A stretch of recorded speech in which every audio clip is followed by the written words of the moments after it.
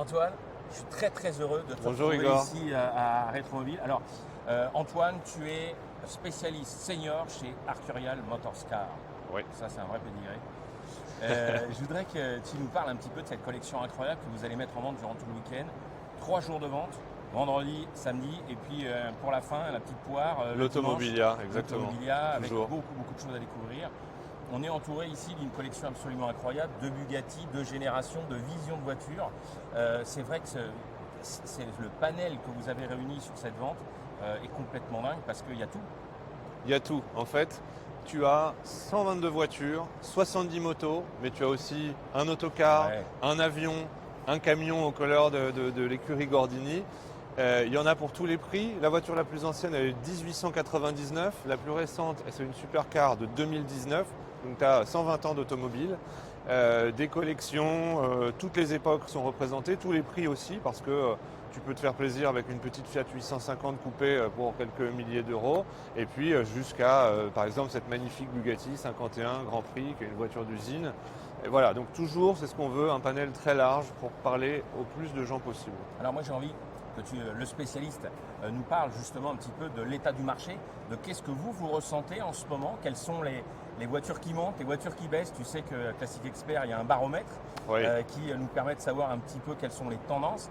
Mais nous, on aimerait bien avoir l'œil de Arcurial Motorscar, de dire voilà, nous, on sent que Bah, il n'y a rien de très nouveau là dans les dernières années dans ce qui s'est passé. On est plutôt sur un marché stabilisé.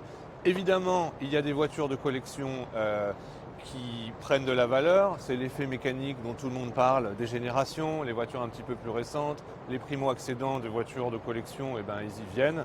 Donc bah oui, les productions des années 90-2000, on voit des autos qui étaient un peu abandonnées puis dont la cote monte un petit peu.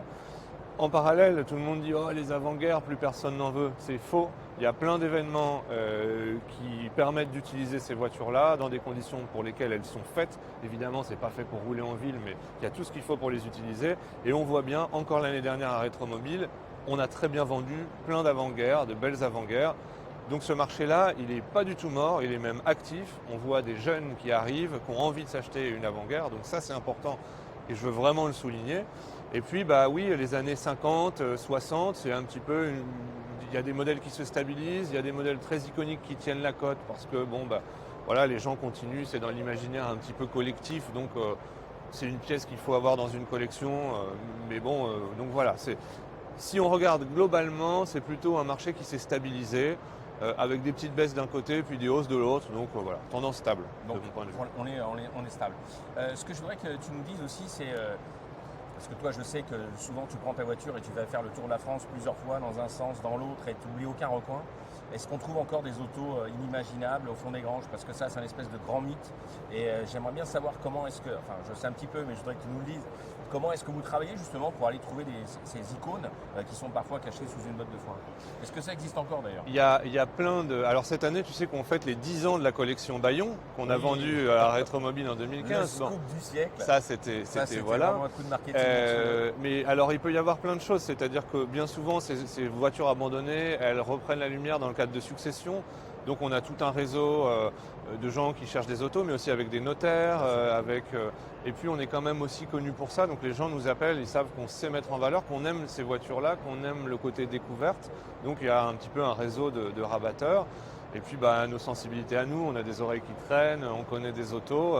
Alors c'est comme à la pêche à la ligne, tu sais, on a pas mal de cannes, et puis il y en a, bah, ça va mettre 10 ans à se faire, et puis voilà, donc il y a des années, boum, il y avait la collection Héron qu'on avait vendue il y a quelques années, des Talbot Lago, des Delahaye, tout le monde disait mais ça c'est fini, bah non, en fait il y avait 25 voitures, que du beau, une Delahaye Figoni, enfin voilà. Et puis il ne faut pas oublier que en fait, par l'effet du glissement des générations, des collections comme ça, il y en a qui continuent à se constituer et à tomber dans l'oubli. Il y a des gens qui ont amassé des voitures il y a 25 ans, et puis là, tout le monde a oublié, on ne sait pas que c'est là. Donc, ce ne sera jamais terminé. Voilà, ça continue et il y en aura toujours. Donc, on peut continuer de rêver et on va en découvrir plein d'autres. Eh ben, on est ravis en tout cas. Merci de nous avoir accueillis Antoine. On va aller faire un petit tour parce que c'est vrai que c'est tellement magique.